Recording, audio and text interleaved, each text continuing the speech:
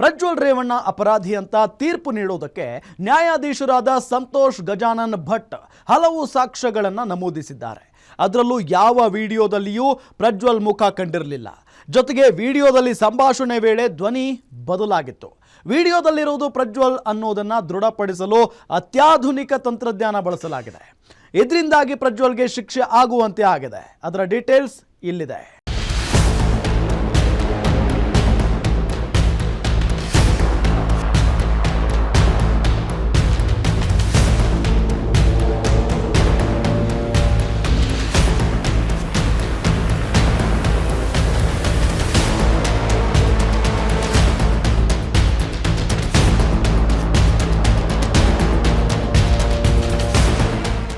April 22, 2024ರಂದು ಮೊದಲ ಬಾರಿಗೆ ಪ್ರಜ್ವಲ್ ರೇವಣ್ಣ ಕಾಮದಾಟದ ವಿಡಿಯೋಗಳು ವೈರಲ್ ಆಗಿದ್ವು. ಆದರೆ ಯಾವ ವಿಡಿಯೋದಲ್ಲಿಯೂ ಪ್ರಜ್ವಲ್ ಮುಖ ಮಾತ್ರ ಇರಲಿಲ್ಲ. ಕುತ್ತಿಗೆಯಿಂದ ಕೆಳಗೆ ಮಾತ್ರ ಪ್ರಜ್ವಲ್ ವಿಡಿಯೋ ಮಾಡಿದ್ದ. ಜೊತೆಗೆ ವಿಡಿಯೋಗಳಲ್ಲಿ ಧ್ವನಿ ಬದಲಾವಣೆ ಮಾಡಿ ಮಾತನಾಡಿದ್ದ. ಆದರೂ ಸಹ ಅದು ಪ್ರಜ್ವಲ್ ಧ್ವನಿ ಅಂತ ಕೆಲವರು ವಾದ ಮಾಡಿದ್ರು. ಇನ್ನು ಕೆಲವರು ಅದು ಪ್ರಜ್ವಲ್ ಧ್ವನಿಯಲ್ಲ ಅಂತ ವಾದಿಸಿದ್ರು. ಹೀಗಾಗಿ ವಿಡಿಯೋದಲ್ಲಿರೋದು ಸ್ವತಃ ಪ್ರಜ್ವಲ್ ಅಂತ ಪ್ರೂವ್ ಮಾಡೋದು SIT ತಂಡಕ್ಕೆ ಸವಾಲಾಗಿತ್ತು.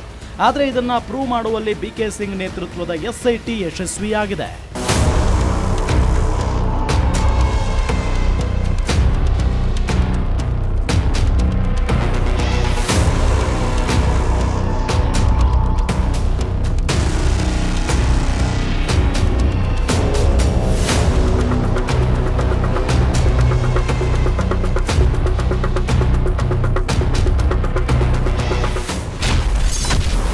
ಅತ್ಯಾಧುನಿಕ ತಂತ್ರಜ್ಞಾನ ಬಳಸಿ ಗೆದ್ದ SIT ತಂಡ. ಜನನೇಂದ್ರಿಯ ಹೊಂದಾಣಿಕೆಯಿಂದ ಪ್ರಜ್ವಲ್ ಫಿಟ್. ಪ್ರಜ್ವಲ್ ಅತ್ಯಾಚಾರದ ವಿಡಿಯೋಗಳು ವೈರಲ್ ಆದ ಬಳಿಕ ಕೆಲವರು ವಿಡಿಯೋದಲ್ಲಿರುವುದು ಪ್ರಜ್ವಲ್ ಅಲ್ಲವೇ ಅಲ್ಲ ಅಂತ ವಾದ ಮಾಡಿದ್ರು. ಅದರಲ್ಲೂ ಯಾವ ವಿಡಿಯೋದಲ್ಲೂ ಪ್ರಜ್ವಲ್ ಮುಖವೇ ಕಂಡಿರಲಿಲ್ಲ. ಹೀಗಾಗಿ ವಿಡಿಯೋದಲ್ಲಿರೋದು ಸ್ವತಃ ಪ್ರಜ್ವಲ್ ಅಂತ ಪ್ರೂವ್ ಮಾಡಬೇಕಿತ್ತು. ಇದಕ್ಕಾಗಿ SIT ತಂಡ ಜಾಗತಿಕವಾಗಿ ಬಳಕೆಯಲ್ಲಿರುವ ಅತ್ಯಾಧುನಿಕ ತಂತ್ರಜ್ಞಾನದ ಮೊರೆ ಹೋಗಿತ್ತು. ಸಾಮಾನ್ಯವಾಗಿ ಮಕ್ಕಳ ಅಶ್ಲೀಲ ವಿಡಿಯೋಗಳನ್ನು ಮಾಡೋ ಸೈಬರ್ ಕ್ರಿಮಿನಲ್ಗಳ ಪತ್ತೆಗೆ ಬಳಸಲಾಗೋ ಜನನೇಂದ್ರಿಯಗಳ ಹೊಂದಾಣಿಕೆ ತಂತ್ರಜ್ಞಾನ ಬಳಸಿಕೊಳ್ಳಲಾಗಿದೆ.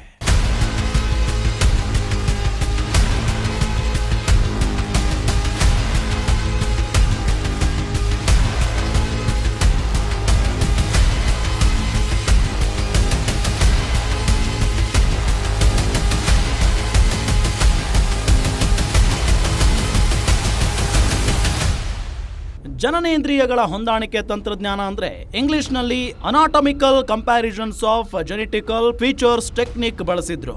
ಇದರಲ್ಲಿ ವಿಡಿಯೋದಲ್ಲಿರೋ ಫ್ರೇಮ್ ಟು ಫ್ರೇಮ್ ಚಿತ್ರಗಳನ್ನು ಹೈ ರೆಸಲ್ಯೂಷನ್ ಚಿತ್ರಗಳನ್ನಾಗಿ ಸೆರೆ ಹಿಡಿಯಲಾಗುತ್ತೆ.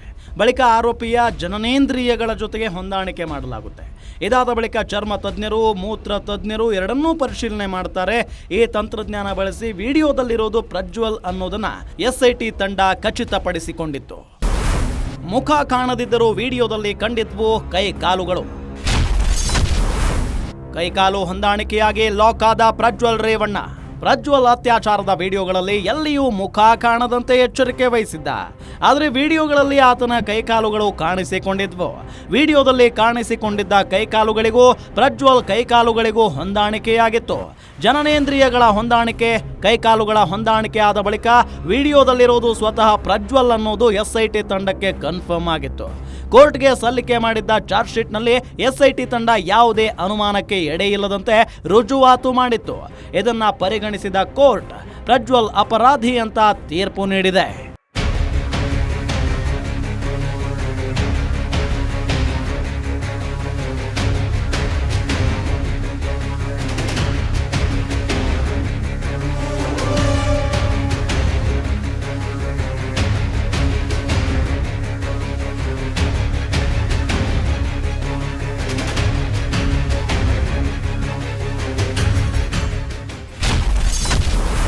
ಪ್ರಜ್ವಲ್ ರೇವಣ್ಣಗೆ ಮಾರಕವಾದ ತಡೆಯಾಜ್ಞೆ ಆದೇಶ. ಕಾರ್ತಿಕ್ ವಿಡಿಯೋ ಹರಿಬಿಡದಂತೆ ಸ್ಟೇ ತಂದಿದ್ದ ಪ್ರಜ್ವಲ್. ಹೇಳಬೇಕು ಅಂದ್ರೆ ಪ್ರಜ್ವಲ್ ರೇವಣ್ಣ ಅತ್ಯಾಚಾರದ ವಿಡಿಯೋಗಳು 2023ರಲ್ಲಿಯೇ ಹೊರಬರಬೇಕಿತ್ತು. ಆದರೆ ತನ್ನ ವಿಡಿಯೋಗಳು ಕಾರ್ತಿಕ್ ಕೈ ಸೇರಿವೆ ಅಂತ ಗೊತ್ತಾದ ತಕ್ಷಣ ಪ್ರಜ್ವಲ್ ರೇವಣ್ಣ 2023ರಲ್ಲಿ ಬೆಂಗಳೂರಿನ ಸಿಟಿ ಸಿವಿಲ್ ಮತ್ತು ಸೆಷನ್ಸ್ ಕೋರ್ಟ್ನಿಂದ ತಡೆಯಾಜ್ಞೆ ತಂದಿದ್ದ. ಇದರಲ್ಲಿ ಕಾರು ಡ್ರೈವರ್ ಕಾರ್ತಿಕ್ 88ನೇ ಪ್ರತಿವಾದಿಯಾಗಿದ್ದ. ಕಾರ್ತಿಕ್ ವಿಡಿಯೋ ಹರಿಬಿಡದಂತೆ ಪ್ರಜ್ವಲ್ ಸ್ಟೇ ತಂದಿದ್ದ. ಇದನ್ನ ಕೂಡ ನ್ಯಾಯಾಲಯ ಗಂಭೀರವಾಗಿ ಪರಿಗಣಿಸಿದೆ. ಕೋರ್ಟ್ ಮೆಟ್ಟಿಲೇರಿದ್ದ ಪ್ರಜ್ವಲ್ ತನ್ನ ವಿರುದ್ಧ ತಿರುಚಿರುವ ಮತ್ತು ಎಡಿಟ್ ಮಾಡಿರೋ ವಿಡಿಯೋಗಳನ್ನ ಹರಿಬಿಡುವ ಷಡ್ಯಂತ್ರ ನಡೆಸಿದ್ದಾರೆ ಅಂತ ಆರೋಪಿಸಿದ್ದ.